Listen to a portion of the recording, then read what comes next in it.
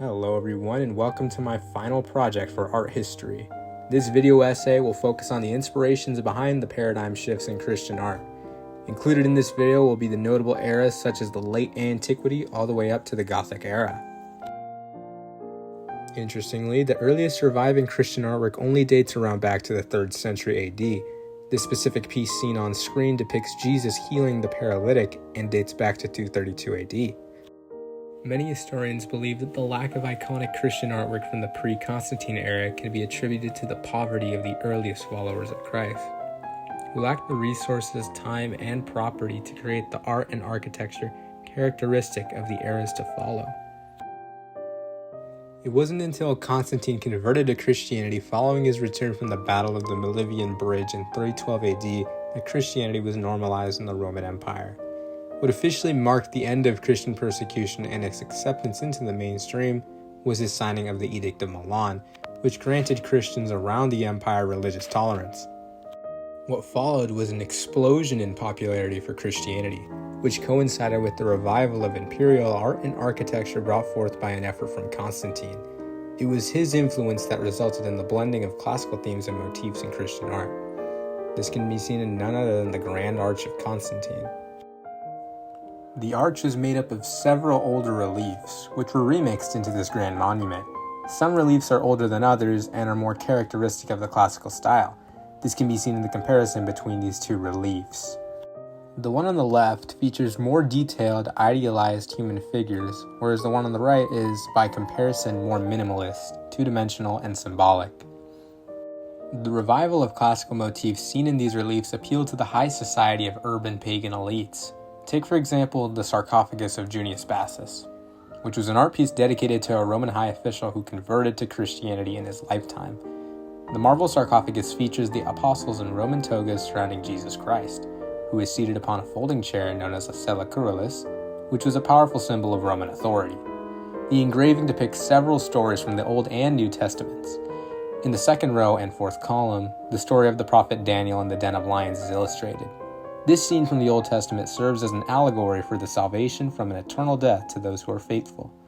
The overall artwork is still heavily inspired by classicism. However, the artist took some creative liberties in making the hands and heads larger than usual.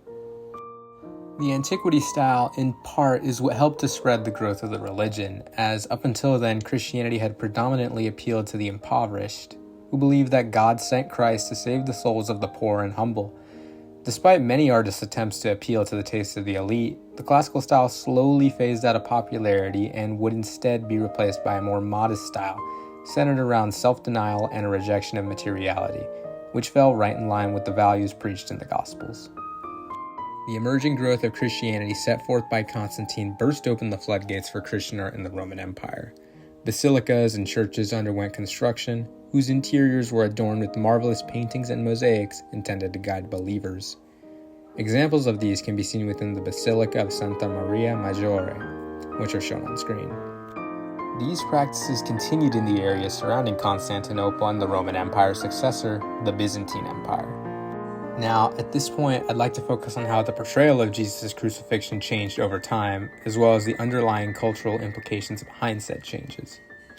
Shown on screen is an image taken from a Rabula illuminated gospel book found in the monastery of St. John of Zagba, which is thought to have resided in what is now modern-day Syria and dates back to 586 Common Era.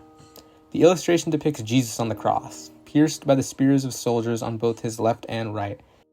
Accompanying him are the other thieves who suffered the same fate. On the left side of this illustration, the Virgin Mary is seen with St. John the Evangelist, who both stare in shock at the sight to behold. However, the Jesus in this illustration is alive, yet no pain burdens him. His head does not droop, his eyes are open, and his body stands long and outstretched. He's dressed in gold and purple robes, which were colors signifying his kingship. The overall artwork is meant to convey Christ's divinity. Although his body is pierced and bleeding, he shows no signs of struggle. This signifies his dual nature as both a man as well as a divine entity, unaffected by mortal wounds. During this period, an emphasis was placed on the latter side of him. This stoic caricature of Christ would continue for the next couple of centuries. It continued up until around the 10th century, where there was a shift now to portray the human side of Christ. thus demonstrating his suffering and sacrifice. At this point, there is a greater emphasis on the emotions conveyed within the art. We were now not just inferring emotions from paintings and sculptures, but actively feeling them radiate off the art and having them resonate within us. One such example that held a profound influence on Christian expressionism was Giotto's Crucifix in the Church of Santa Maria Novella in Florence, Italy, dating back to around 1288 Common Era during the Gothic period. The Christ in this piece bleeds bright red blood, with his head hanging low and his body sagging beneath the weight of gravity. The message conveyed in this piece is one that truly attempts to display the burden of the sins of humanity and the pain that Jesus felt at the hour of his death. Thank you for sticking until the end of the video. Overall, we discussed how Christian art found its roots in pagan tradition, as well as how the portrayal of Jesus' crucifixion shifted due to what themes the church aspired to appeal to, as well as the current artistic trends of the time period. Thanks for watching.